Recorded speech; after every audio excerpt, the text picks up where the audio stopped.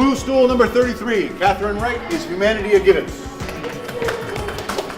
For this Blue Stool, I thought it would be interesting to ask a question to begin. So I teach a lot of classes related to diversity and inclusion and culture and race and gender and whatnot. And one of the questions that we ask a lot in those types of classes to begin is like, when was the first time you thought of yourself as a woman or a man? Or when did you first understand what it was like to be white or black? Or when you first understood what race is?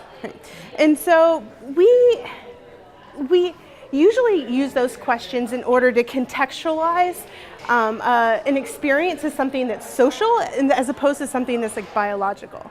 Well, a twist on that question, and something that I've actually never asked a class, is the question of, when was the first time I thought of myself as human? Do I identify as a human? Or do I not? Is my humanity a given? Has anybody ever been asked whether or not they're human? I know we had like a brony phase a couple years ago, so like people might have been asked during that, but it's usually this thing that people take for granted, their humanness. And so I was thinking, okay, so when was the first time I thought about myself as human? Have I always thought about myself? Like, was I born? I'm human. Probably not, because I couldn't speak, right? So where did I pick up this term? Like, where did it come from? And so I'm sure it comes from a bunch of places, but like over the course of this morning, I really think primarily about two. My parents are Southern Baptist, and so from the time I was a baby, I went to church. And so I was thinking, I went to church on Sundays and Wednesday nights, right, 2 times a week. And I remember us talking a lot about God and the spiritual world and how that's different from the human world and how that's different from the world here. And that there was a lot of input in figuring out how to get to this other place that we call heaven or living on earth. And there's a lot of conversation about that. I just remember that. That's pretty much all I got from those 18 years of church now. Please don't tell my parents. So church was one where I started thinking my humanness separates me from other things. It separates me from the spiritual world, but it also separates me from like a natural world too. We talked a lot about how being human is special. It's distinct. It's something that's unique, and it's not a part of nature. It's something that we have to cultivate and make sense of. Another source I was thinking that goes along with that is really school more broadly.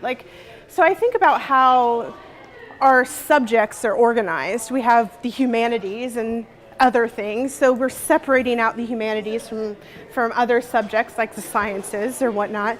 But also, even when I was a kid, like I remember in biology class, we ended up dissecting a frog, which seems like, a normal thing. Did you dissect a frog? And we'll dissect frogs, right? And I am a horror movie fan, so I remember asking my teacher, why weren't we dissecting human hands at the current moment? And they're like, well, no, humans are different, right? They're separate. We're more unique. We are, a frog is a frog. It's an animal, but like we're something different.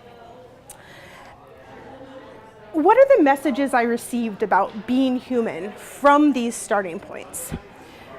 From this, I learned 2 things about what it meant to be human.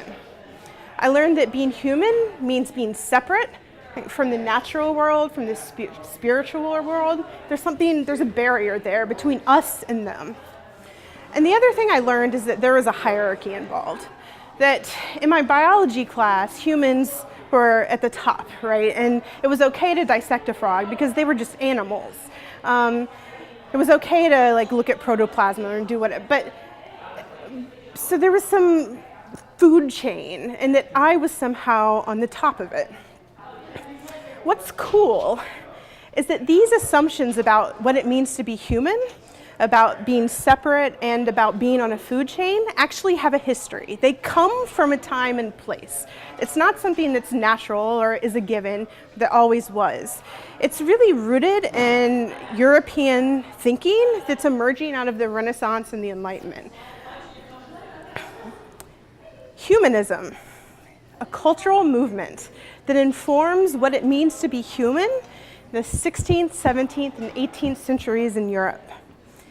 The human in that time frame, and I mean a specific type of human, this human tended to be white, European, and male. The human becomes the center of all things.